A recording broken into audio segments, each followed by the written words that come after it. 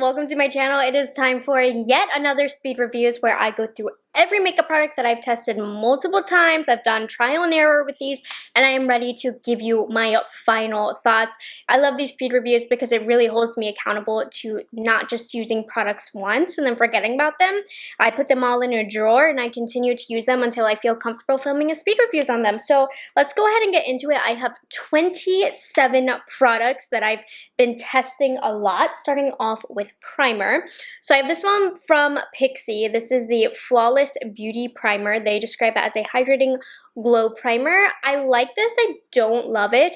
First of all, they say it's hydrating. It does not feel hydrating on my skin, and it does give a glow, but the glow is quite glittery. This does not look good on its own. I will say it's quite powerful, and if you pair it with the right foundation, I think the glow does show through. But overall, after this goes in my drawer, I just don't see myself using this all the time. The finish is very, very glittery, and it shows a lot of dryness and texture. And while it does a good job of showing through fuller coverage of foundations, I don't like that it doesn't feel hydrating. And again, it's kind of glittery. It doesn't show glittery through the foundations, but it's just not my favorite hydrating primer. It's good, but it's not great. I've been talking about this, so I'm excited to put it back in my makeup collection, and this is the Essence Keep Me Covered Long Lasting Foundation. I love Essence because they are so affordable. Unfortunately, the shade range on this is awful. It's very limited in the shades, and the shades that they do have run quite warm. You'll even see that it doesn't really quite match my skin tone as well. However, I've got to admit, I've been loving this formula. This feels very lightweight on the skin, and it looks quite perfecting if you ask me. And it also has amazing longevity. Longevity can be tricky when it comes to dry skin because those long-wearing products can kind of cause dryness, but no, this is really transfer-proof, waterproof. It works great in Florida. So if you can find your shade, this is a phenomenal, long-wearing, affordable foundation. It's just a matter of the shade range. I really hope they expand it because it looks so good on the skin. It provides a medium coverage. It's a perfect like in-between finish, not too glowy, not too matte, and it lasts all day, doesn't crease.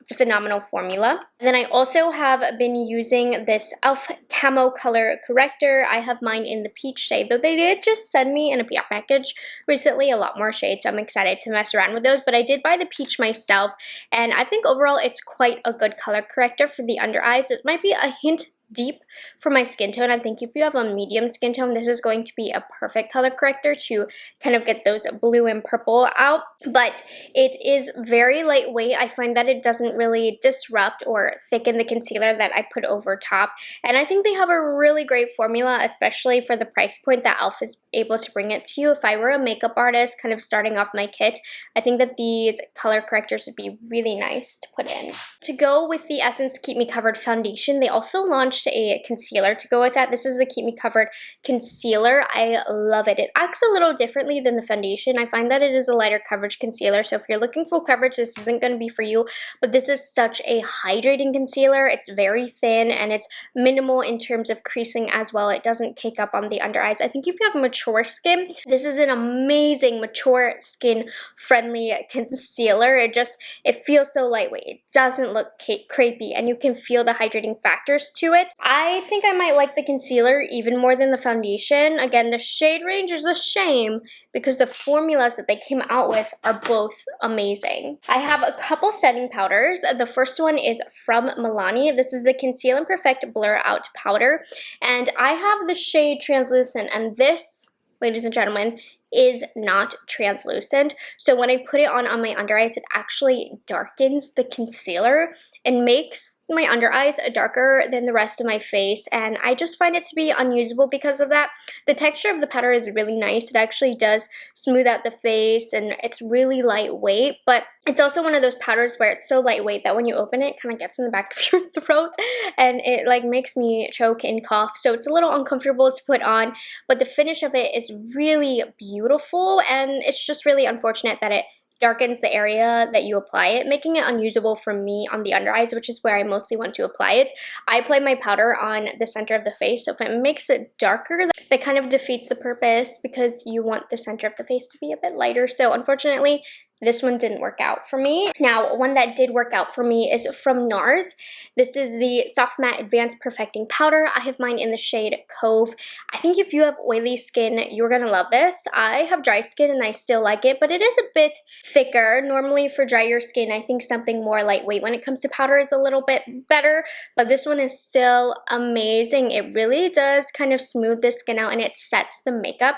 This is a powder that's definitely going to help your makeup last longer. It has a little bit of pigment / coverage to it, which I like because I got this light shade, so it brightens underneath the eyes. In fact, when I used the Milani powder yesterday, it darkened my under eyes. I was so salty. I went back in with this powder right where I applied the Milani to brighten it up, and that fixed it. It can look a little powdery if you over apply, but I think that really helps with the longevity. It kind of soaks in as the day goes on. I think this is a really nice powder. I've talked a lot about it on my channel, so I'm excited to put this back in with the main collection because it really deserves its own place. It's lovely. Bronzers, I have two liquid bronzers / contour. The first one is from Milk Makeup. Not a brand new product, but they sent this to me in a PR package. This is the Bionic Bronzer. I quite like this. It looks really scary. It's quite dark, but it blends out almost like the Charlotte Tilbury stick because, you know, it looks really dark, but when you blend it out, it's actually quite sheer. It's an interesting consistency. It's gel, but I have it on this side of my face. There's a hint of warmth to it. I think it's pretty. It doesn't break up any makeup underneath. I wouldn't say it's my favorite liquid bronzer because when I do squeeze it out of the tube, I kind of have to mix the ingredients because they do somewhat separate a little bit, and this is a brand new product. It's not old or anything. So that aspect I don't like about it, but performance is nice. It's just an extra step to have to kind of mix the ingredients together, but it's still pretty. And then the other one that I've been absolutely loving is from Tarte. This is their copycat of Charlotte Tilbury. It's their Sculpt Tape, and I might like this better than the Charlotte Tilbury. I like this color, soft bronze. It doesn't separate or anything. It's very easy to blend out. Again, just like the Charlotte Tilbury, it's quite soft in that it might look a little scary to begin with, but you blend it out and it looks really natural. I love this color. This packaging is unsanitary, but when you use it, it's so nice. I can get a nice nose contour with this. This one is more cool than what the Milk Makeup gave me. It definitely looks more natural where I have it applied on this side of my face. It's really nice. I think it's better than the Charlotte Tilbury personally. I have a couple of liquid blushes as well. The first one is from Lottie London. These are the Sweet Blush liquid blushes. Unfortunately, I'm not a fan of these. I did get these to work for me occasionally at times where I didn't have a lot of makeup on my face. So for a more natural look, when I would do just a little bit of concealer, no powder, and I popped these on, they were great. They have a very nice hydrated, glowy finish on the cheek that makes the skin look quite juicy.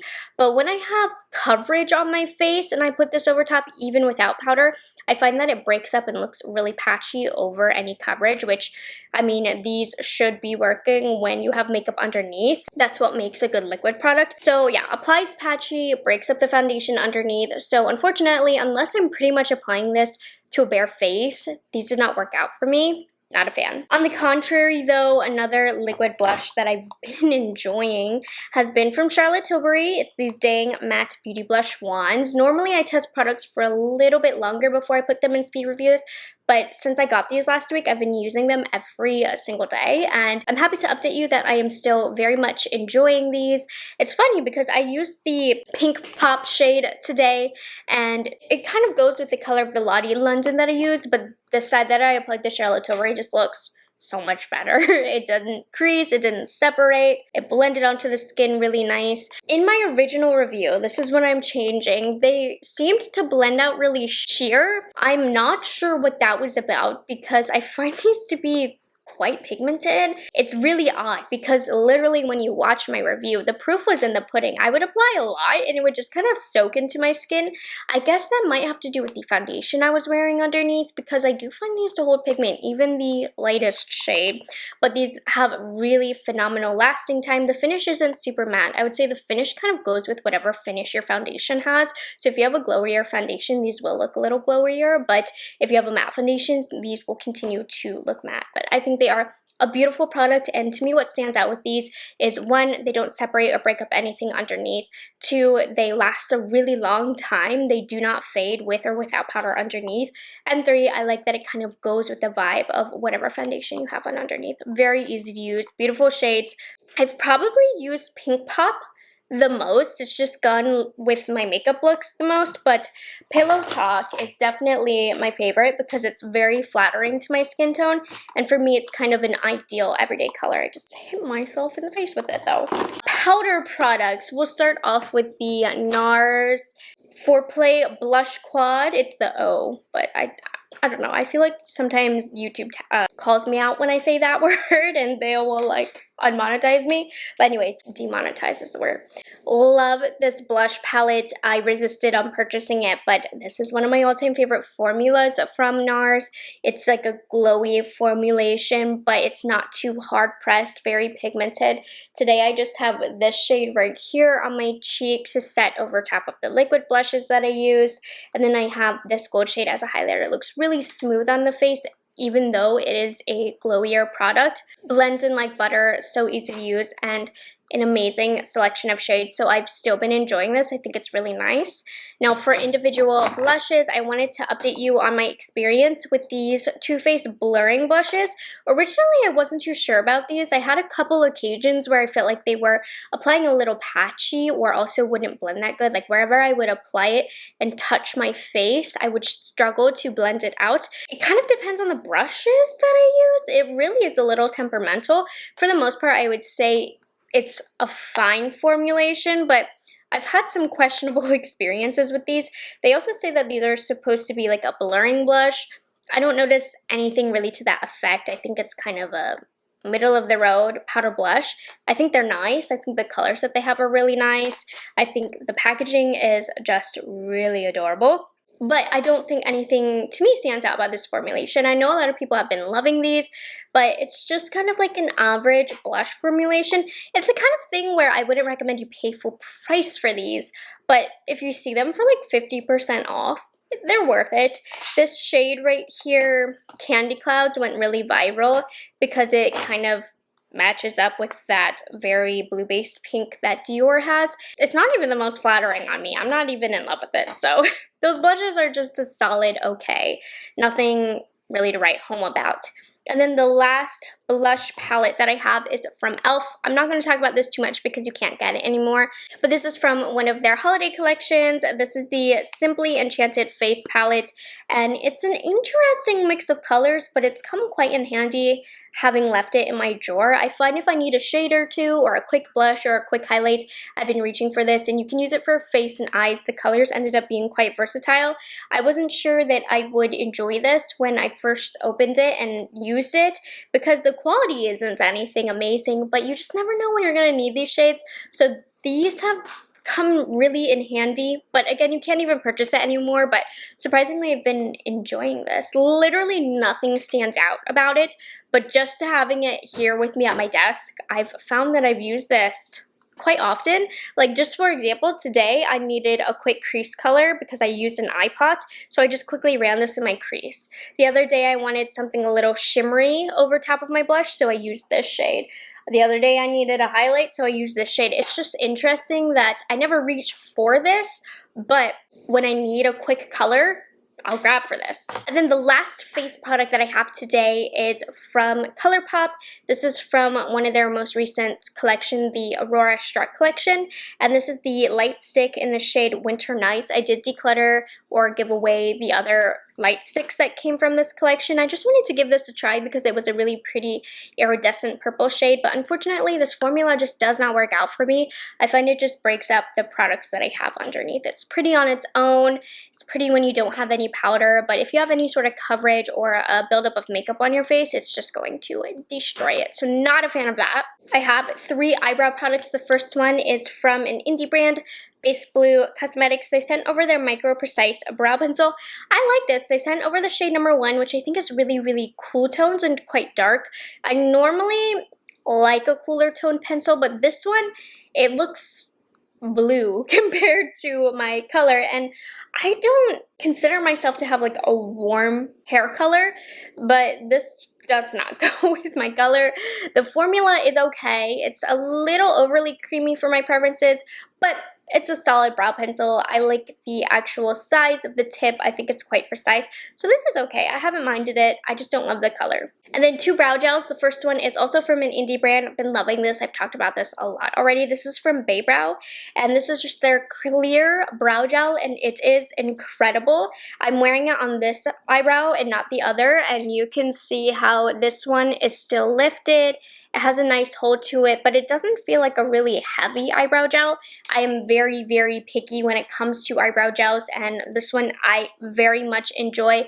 I've been using it on the daily lately. I've recommended it a lot. I even have had a couple of comments from you guys telling me that you picked it up and I wasn't joking. And nothing makes me feel better than when you guys end up loving a recommendation that you took from me. So I'm very confident in recommending this to you, and you're supporting an indie brand. So yeah, look at this. The proof is in the pudding. It's so much better than this product, which I'll talk about in a second, which is a lot more money than this product. So the one on this brow is the Benefit Fluff Up Brow Wax. Unfortunately, this one just doesn't give my eyebrows the hold that I like. I told you I was picky. I don't necessarily think this product is bad, but my eyebrows just fall. With this product, it does not literally fluff up my brows, which is the name of the product, because it doesn't dry down. This one from Baybrow does dry down, so it gives me the look that I want. So my brows started off looking like this when I first applied it, and as time has gone on through me filming and finishing up my makeup, my brows dropped. So unfortunately, this one just does not give me the long-term hold that I need, so not a big of a fan of this. On my eyelids, what's giving me this really subtle, pretty glittery look is this Hourglass product. This is the Scattered Light Glitter Eyeshadow in the shade Smoke. I've talked about this product before. I've already reviewed it years ago. It's a lovely product. This is just a new to me color that I wanted to share, and it's really gorgeous because it doesn't add color to the eyelid really. It just gives a pretty glow. I have a little bit of that contour shade from the e.l.f. palette that I shared with you in the crease, and then this pretty much over bare skin on the eyelid, and it's just a pretty way to catch the light without being too obnoxious. So lately, when I've been doing my makeup and I want my eyes to be pretty bright and clear looking, but I do want a little something something on there, I'll put this on, and it's just a great formula overall because it doesn't crease, it's not heavy on the eyelid, and yeah, it's so pretty. You can see it right here. I have 2 eyeliners. So this first one is from Tarte. It's the Double Take Awake liner. I've never heard anybody talk about this, but I'm making a really big statement right here. This is one of the best eyeliners I've ever used. It's a double-sided eyeliner. One side is kind of a skin tone color, but you can get it different colors. And then the other side is a micro eyeliner. So let me talk about both sides. The Brightener shade. One of the longest lasting eyeliners in the waterline ever. Whenever I put it on my waterline, I never need to touch up. Pretty much all day, it stays in my waterline. That's incredible for such a light shade. Never have had that happen before. And then the liquid eyeliner size, it's comparable to the Tom Ford eyeliner. It's a micro tip. It's very black and it doesn't smudge. So not to be dramatic, but this is one of the best eyeliners I've ever tried. It's very, very random. But yeah, you need to try this. Last I saw it was half off on the Tarte website, which makes me really worried because I got that in a BoxyCharm as well. So hopefully they're not discontinuing it because it's amazing. So please buy it so that they don't take it away. And then I also have been using this eyeliner, which is also very nice. This is from Lottie London. Lottie London's hit or miss, but they are a very affordable brand. This is a stamp liner, and this is a great dupe for the Kaja wing stamp. So on one side, you literally can create a wing. Now, it's not foolproof. I always apply mine uneven, but I've gotten better. They're uneven today, but not too bad. And it's quite easy to use, honestly. I think it's a little easier to stamp on than the Kaja. And then you have the other side to just actually do your eyeliner, which I think this side's a bit big, but I can make it work because the eyeliner itself is very good quality. I've been pleasantly surprised by this. Normally, I'm not into this wing stamp style product, but once you kind of figure out how to angle the wings, it works really well. And then not only that, but the quality of the eyeliner itself is very nice and quite easy to use. So it's a great affordable eyeliner even without the wing stamp. I think the formula is nice, but the wing stamp is kind of just something additional and I very much enjoyed it. two mascaras to share with you. The first one that I've been using is the first product from Glossier that I've ever reviewed on my channel, I'm pretty sure. This is the Lash Slick. I got this in a BoxyCharm, and it's a natural mascara, but surprisingly I've been enjoying it. I really like the wand on this. I find it combs out my lashes, but it does give a more natural effect. So I mostly wear this when I'm wearing false lashes, but I really like how the wand separates my eyelashes, but it doesn't give a bunch of volume, so I use this for either natural days or days that I'm wearing false lashes and don't really care what my lashes look like. So this is an okay mascara. I think you'll really like it if you do have naturally thicker lashes, because it's not going to make your lashes clump. So I think there is a clientele for this. Not for me. I'm not the clientele for this mascara because I have nothing, but I can tell it's a good formula and I like the wand. Now, this mascara, oh my goodness. This is the L'Oreal Telescopic Lift, and honestly, you guys, I like this mascara. It makes my lashes look quite thick. Now, I like the paddle brush, but I still think it's kind of difficult to use. But where I don't like this is that it does smudge on me. So whenever I wear this, if your eyelashes kind of touch your skin, it does leave a mark. So that's where I don't like this and won't repurchase it after this. It does give nice thickness to my eyelashes. I think it looks really, really good. But I can't deal with the smudging, so this one is not going to end up being a favorite of mine. And now we are on to the final category, lips. Mostly, actually only lip glosses in this speed reviews. So the first one is from Hourglass. I've talked about this formula before. This is it's like a volumizing gloss balm in the shade Lure. L-U-R-E that I've tried. It's like a lighter plum shade. It's a little bit more sheer, but you'll see that it does carry some pigment. Love the formula on this. It leaves a slightly plumped effect. I did a look this past month where I needed this color, but that happens very, very rarely. So honestly, I don't really see myself using this shade much more. So while I love the formula, you need to use a lip liner because it can get messy. Less is more with this, and I'm not a fan of this color. They have a lot of other colors, but I wasn't feeling this color. I also got into this lip gloss from Charlotte Tilbury. This is their collagen lip gloss in the shade Pillow Talk. Beautiful. I love wearing this for every day with just kind of like a pinky nude lip liner. It makes the lips feel hydrated, makes them look really smooth and plump. It also has really nice lasting time as well. And I love the applicator. It's like a little heart. I don't know, I've never heard anybody really talk about these. I think some people said they were sticky. I don't notice it feeling too sticky, honestly. I've liked it. It's more of an everyday gloss for me. It doesn't add anything special to my look. It's just comfortable to wear for every day. So I like this formula. And then I also recently picked up this from Dior. This is their new reformulation of their Dior Addict Lip Maximizers. This is the shade number 13. It's kind of like a clearish nude shade. Okay, I don't want to knock this formula because it's really nice, it's thin, it's plumping, it's smoothing. But this particular shade is really, really sheer, so I feel like I paid too much for a clear gloss. But they do have a lot of other shades in the line, so that's just my B. So I love the formula, but I don't recommend shade number 13 beige because it's a clear lip gloss.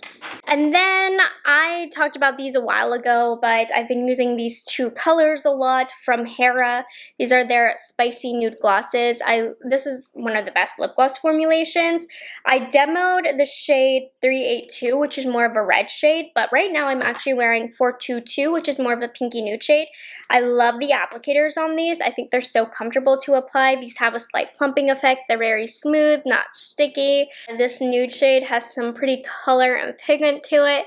Just overall, a really solid lip gloss formulation. So I've been using these a lot. I don't think I did an individual review on these shades, so I wanted to share with you that these have been in my rotation, especially because I feel like I've been wearing bolder lips lately. I've even been using the red. And the final product that I have in today's speed reviews is from the ColourPop Luxe Lip Oil line from the Aurora Struck collection. That was the name. I did keep two of the lip glosses that came in the collection because I thought they were really pretty. Even though I don't love this lip gloss formulation to begin with, I find it's almost like water. Like, it's so thin and does not last at all on my lips. So both of these shades that I kept are pretty much the same color, except for Totally Magnetic. I really liked because it has some shimmer to it, which I think is really pretty on the lips. I've even been able to notice that when I put it over top of my lipstick, I can still kind of see the glitters. So I really do like this one. However, the shade Under the Stars, I kept to see if it had any pigment. It didn't. I don't have much use for this one. I don't love it. The only one that really has an effect is the Totally Magnetic. But again, in general, this formula just doesn't last a long time, but I think the Totally Magnetic glitters are really pretty, but not this one. All right, you guys, those are my thoughts on 27 of the most recent makeup products that I've been testing. I already have a drawer full ready for another speed review soon, so keep an eye out for that in the next week or two. But these ones I've definitely been testing the longest, so I hope you guys are enjoying these speed reviews. I love to do them. I hope you love watching them as much as I love doing them. And if you haven't liked this video, make sure you do that and subscribe to my channel, and I will catch you guys in the next one. Bye guys, have a good one.